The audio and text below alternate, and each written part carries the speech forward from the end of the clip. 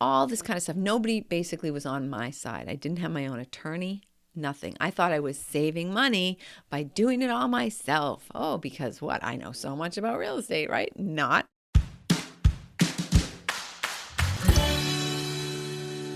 Hello, women who are creating wealth. I'm very happy to be with you this week, and I want to tell you a couple of stories about things that happened to me on my journey to being ready to accept financial abundance into my life, right? It sounds like kind of like a born again thing almost to say. but actually, if you're not ready to be rich, if you're not ready to be rich, then you'll just fritter it away. You'll just you'll just fail.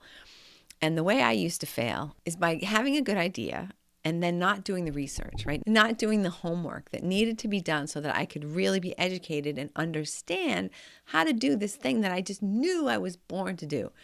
An example of that is the very first time that I bought an investment property. Since I was 16 years old, at least that's the first time I remember. I was laying on the floor, on my stomach on the floor in the living room. And I had the newspaper open in front of me, and I was reading the real estate section. Because back in the day, that's how you found out about real estate, is you read the paper. And I had it open, and I found this 3-family property in Lawrence, Massachusetts for $16,000. And I was like, this was, I was 16, so it was like 1979. And that was a while ago, but still $16,000 still seemed, you could still, at that time, there were cars that you could buy for $16,000. And here's a 3-family apartment in, a town that was near where I lived that was $16,000. And I was like, Dad, $16,000, we should buy this place. It's a really great deal.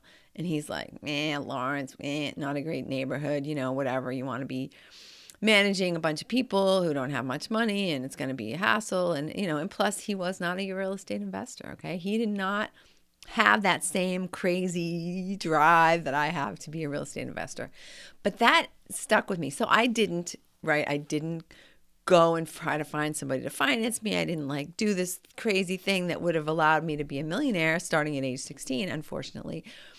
But that situation stayed with me. When I was in my 20s, when the market was then nearing its peak, I kept that dream, and I saw a 3-family unit come on the market in Lawrence, Massachusetts, and I decided, and I was married at the time, and I had to convince my husband, we have got to buy this place. We have to buy it. It's a great deal. At that point, though, was it still $16,000? It was not. It was like $140,000. And so I convinced him, and we put the money together, and we bought this place for $140,000. Did I do any research at all? Did I call any experts? Did I do anything? Did I do anything right? No. We bought the place. I didn't know anything. Anyway, I didn't ask for estoppel certificates, which basically is the tenants are certifying to you that they're paying their rent. You get to see canceled checks from the landlord that show that people are actually paying their rent. I didn't do any of that. I didn't ask for leases. I didn't ask for information. I didn't have my own real estate agent. I was using the seller's real estate agent. All this kind of stuff. Nobody basically was on my side. I didn't have my own attorney. Nothing. I thought I was saving money by doing it all myself. Oh, because what? I know so much about real estate, right? Not. So after the closing, we did not do a walkthrough. It's traditional to do a walkthrough before you finally take possession of the property. But I didn't have my own real estate agent, and I didn't have my own attorney. So I did not know that. So I did not do a walkthrough of the property. After I got the keys at the closing, and when I walked into the place, I discovered that the seller had taken the 2 tenants who were actually paying their rent and moved them to another one of his properties. And the one tenant that they had left there was actually hadn't paid for months and had no intention of ever paying. So, I sat down with her. We had a conversation. Oh, blah, blah, blah. Oh, I've just been out of work, but now I'm back and I'm better and I'm definitely going to pay and blah, blah, blah, blah. Right? Every failed landlord in the entire planet has probably had the same conversation with a tenant and said, okay, instead of saying, get the hell out of my house, right? No. Oh, well, she means well. And like, if you're an honest person, you just think everybody else on the planet is honest. But sad to say, they are not. So there I am with 2 empty units, no way to pay the mortgage because obviously this person's not paying. And then I got somebody in one of the units. So finally somebody moves into one of the units, and she's complaining that the people who aren't paying are keeping them up all night because they've got people coming and going. I don't know. I think they were dealing drugs or something. I don't know. Bad situation, bad karma, bad mojo. I took my own savings, and this is such a common story. You hear this so often with people who tried real estate investing but didn't try to call the right? They just tried and failed at real estate investing. This is how it's done. This is how you try and fail at real estate investing. You think that you know everything, and then you try to do everything yourself, or you save money by doing everything yourself. And the next thing you know, you lost your shirt, basically. I was paying into this place to pay the mortgage. I probably bought it like at the height of the market, or even like the day it started to go down. So the value of the property is plummeting while I'm pouring money into it. No one's paying the bills, whatever. Bad karma. So I sit down with an attorney and I say, look, how am I going to get on top of these payments, and how am I going to, what can I do? And he said, why don't you just walk away? And I was like, oh, walk away? How could I do that? Whatever. He said, look, 3 years, your credit will be back. You don't have to worry about it. People are doing it all over the place. The values have gone. The value has gone out of that property. You can sell it, but you'll never get back what you paid for it. And, so I was just like, so I did. I let it go to foreclosure, feeling like the biggest failure in the world. Now, I don't know how much this had to do with it, but right around that same time, my marriage broke up. Oops. Bad day for Chris, right? And yeah, so I've got no credit. I've got debt. I've got, now I have no relationship. I'm living in an apartment, whatever. Yeah. So fast forward to, let's see, when was this? Maybe 2010. Fast forward to about 2010, I think, when I was starting to, in between that, I had some forays with real estate, none quite as spectacular of a failure as that. But basically what I had done in the meantime is, once I had the money, I bought another 2 properties at the same thing, height of the market, lost them. Those I did a short sale on. Those I did short sales because they also were not worth what I paid for them, because that was in the days when you didn't really need to have much in the way of documentation. They had these no-doc loans and you could just get whatever. So yeah, lost 2 more properties, this time only 2 short sales, and was just feeling like a complete idiot. So I was renting a place, this whole story. Renting a place from a guy, one of 5 people renting a place from this one young person. He was like 25 years old and I was like 50. So this all stuff's on the website. You don't need to hear this again. But the main thing you need to hear is that after I had bought my first property myself and I was fixing it up and everything was going great, and I, had bought it cheap, fixing it up, doing a good job, but then I had some extra money. And I thought, in the back of my mind, I'm saying, Chris, you really need to invest in real estate. You need to do this again. And at this point, I was a real estate agent. So I understood a little more about market cycles, and I understood about being a landlord and renting. I had been a rental agent and understood about checking people's credit and looking at leases. And I was just so much more educated in many, many ways. But I still had that lingering fear.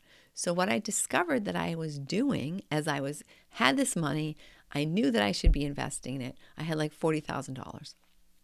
And I said, it's not doing you any good, right? Go do something with this money. So I decided that I would buy something, and I started looking, and the only properties that I could afford were places that were equivalent to this place in Lawrence, which were, in addition to having a bad feeling about them, they were far from where I was living, so that was not convenient as far as doing a rental to a place where you can be pretty much guaranteed that the people are going to be challenging, that they're going to have trouble paying their rent, right? I would be buying a property in a lower income neighborhood that I didn't know, right? I didn't know where's a good section, where's a bad section, where, and I just didn't feel good about it. I had this leftover PTSD from the experience and, from my previous experiences. And so I just was doing things to sabotage myself so that I wouldn't have the money that I needed, or so that, just making bad decisions and doing dumb things. And I noticed it. So that's the main thing, is that I noticed it. I noticed I was making bad decisions, doing things that were going to put me in a situation where I was not getting the money that I should be getting for the work that I was doing. And so I said, I'm going to meditate about this. By that time, I was meditating, which I wasn't doing before. So I said, I'm going to meditate about this and see what I'm doing. Why am I doing these stupid things that are making me lose money? And I had a property on the market, and I accepted an offer. So there was a transaction going on in which I was selling a piece of property for a client. And another real estate agent had a client, and we'd had some conversations and whatnot, and they were putting in a generous offer. And she got the impression from me, rightly or wrongly, that my client would have accepted that offer. Now, she should have known, because I hadn't had a chance to talk to my client between the time that she called me and the time that she got this impression. But long story short, she was going to sue me and sue my client to sell them the property. And so it was going to be this huge debacle, and it was going to just make a big mess in my life. And I thought, this is not logical. How did I attract this foolishness? So I got quiet, and I sat on my couch, and I meditated, and with the question, like, what am I doing wrong? And the answer that came out of it was, you're afraid to make a mistake in your real estate investing. So you're sabotaging yourself so that you aren't going to have any money to invest in this real estate, because some idiot's going to sue you and take it all. So I said, okay, you're right. You're absolutely right. I do not want to invest in this town, the one particular town where I could afford to invest in that moment. And so I said to myself, what am I going to do? I've got to think outside the box. So when I thought outside the box, what happened? I ended up buying a property in the White Mountains of New Hampshire, beautiful area, and I made it a short-term rental. It was the same price that I was going to pay for a rundown piece of crap condo in this other town. So for the same price that I was going to spend to buy this rundown crappy condo in this other town, I was able to buy a beautiful single-family home that just needed a little bit of finishing work in the White Mountains of New Hampshire. I took on two friends invested with me, and we bought this place, and I fixed it up, and it worked out so well. It was an Airbnb property for me for years, and I got to go there, and it was a pleasure, and that's what started my journey as a short-term rental investor. What is the moral of this story? Like, Chris, what is the moral of the story? So the moral of the story is that, number one, if you want to avoid going into bankruptcy and foreclosure and losing your shirt, then ask for some help. Ask someone who's been there, who's done this. Get your own agent, get your own real estate attorney, get people who are on your side, in your corner, and who know what the heck it is that you're trying to do. Hopefully they've done it already. And then the second thing is, know yourself. Understand yourself. Understand why you're doing the things you're doing. If you're doing like what I'm doing, sabotaging yourself, if you're sabotaging yourself, or you're shortchanging yourself, or you've got somebody in a property and you think, oh, I've got to take all this money out of my own pocket to pay for this property because I bought it and I blah, blah, blah, blah. No, get some expert advice. There's no reason, if anybody, okay, you are not the dumbest person in the world, okay? You might feel that you're not the smartest, but I guarantee you're not the dumbest. So if anybody can make money real estate investing, so can you. There's nothing about you that would make it so that you cannot succeed as a real estate investor.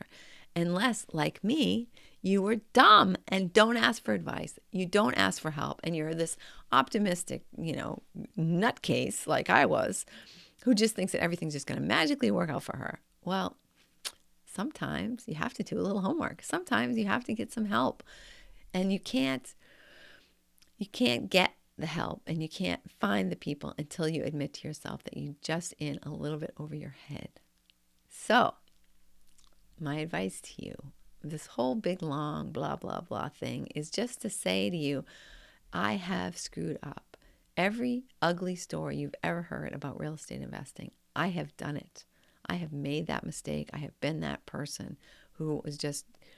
So this place that I bought in Lawrence, after the divorce, after everything was going wrong, and I decided, look, I can't just not visit this place. That was how I was dealing with it. I just wasn't visiting. I go, this is just before I went to the attorney and we decided to let it go. I go to the place to visit. The person who had moved in, and the only one who was ever paying rent there, had moved out and not told me. And when I went, somebody had stolen all the copper pipes out of the basement. I went into the basement. There was about 3 feet of water down there. It was just a debacle. It was just a big flippin' debacle. It's just like my history with stocks, right? I thought, oh, I'll just buy a good company. But you don't want to buy a good company. You want to buy a good company at a good price. Let's talk about market cycles the week after next, because it's so crucial to understand market cycles, to understand where we are in a market cycle for any particular type of real estate investing that you want to do. Because who wants to buy at the top of the market, right? You want to buy at the bottom. You want to buy when everyone is selling. Just like Warren Buffett, all Warren Buffett's advice for stocks also apply to real estate.